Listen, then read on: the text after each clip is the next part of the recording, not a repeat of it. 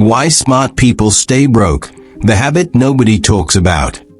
There's a doctor making $300,000 a year who's 3 missed paychecks away from disaster. There's a guy who never finished high school sitting on $2 million in assets. If you think money is about intelligence, you're about to find out you're wrong. And the habit that's actually running your bank account is one you've probably never even noticed. Problem framing. Here's what nobody tells you about money. It has almost nothing to do with how smart you are, and almost everything to do with one word: lifestyle.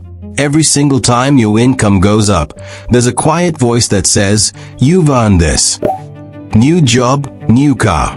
Raise at work, nicer apartment. Bonus check, vacation. This is called lifestyle creep, and it is the single biggest reason smart, capable, hardworking people stay broke their entire lives. The scary part? It doesn't feel like a mistake while it's happening. It feels like progress.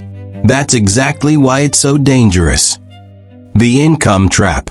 Let's talk about Marcus, not me, a hypothetical Marcus, the average American Marcus. He graduates, gets a job paying $45,000 a year. He's renting a small apartment, driving a used car, and somehow he's saving money every month. 2 years later he gets promoted. $65,000 a year. Great, right? Except now he's got a nicer apartment, a car payment, and a few new subscriptions he deserves. 5 years later he's making $95,000 a year, and he has less in savings than he did at $45,000. This isn't fiction. Studies on income and savings rates show that as income rises, spending rises almost in lockstep for the majority of households, meaning the savings rate barely moves, no matter how much more money comes in. The comparison trap. The second habit is even sneakier: comparison. You don't decide what enough looks like in a vacuum. You decide it by looking at the people around you. Your coworker buys a new car. Suddenly your perfectly fine car feels embarrassing. Your friend posts a vacation. Suddenly your staycation feels like failure. The problem is, you have no idea what's actually happening behind their numbers. That friend with the nice car might be financing it for 6 years and barely making a payment. That vacation might be on a credit card they haven't paid off from last year. You're comparing your unknown to their highlight reel, and it's costing you real money. The "I'll start saving later" trap. The third habit is delay. I'll start saving once I get my next raise. I'll start budgeting once things calm down. I'll start investing once I have more money. Sound familiar? Here's the problem. There is no magic income level where saving suddenly becomes easy. If you don't build the habit at $40,000, you won't magically build it at $140,000, because the spending will have grown right along with you. The habit has to come before the money, not after. Now here's where it gets really interesting. Researchers have studied the connection between income and happiness for decades, and the early findings made headlines. More money makes you happier, up to a point, and then it plateaus.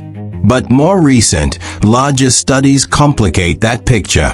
They suggest happiness can keep rising with income for many people, but only if the money is actually being used well, paying down debt, building security, buying back time.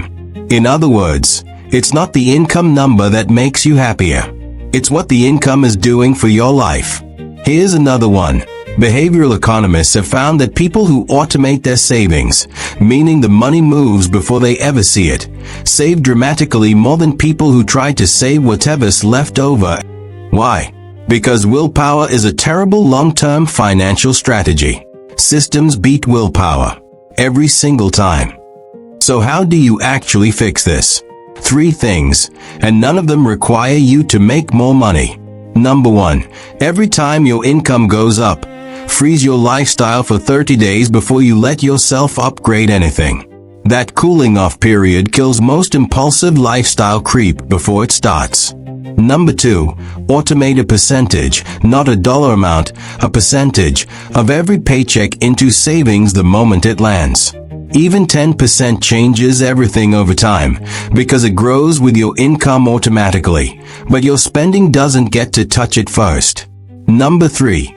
Pick 1 or 2 people whose financial habits you actually admire, not their lifestyle, their habits, and quietly model what they do instead of what they show. Stop measuring your progress against people's highlight reels and start measuring it against your own last month.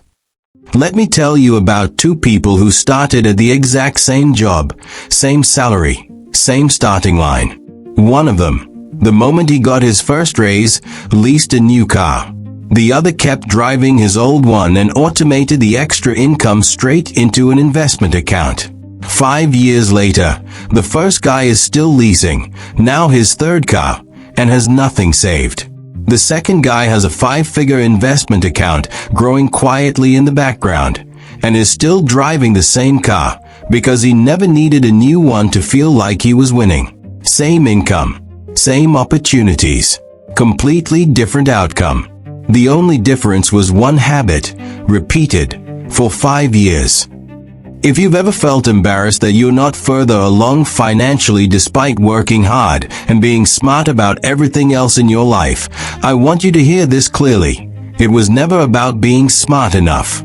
It was about one habit, quietly running in the background, that nobody ever taught you to notice. Now that you've seen it, you can't unsee it. And that's the whole point.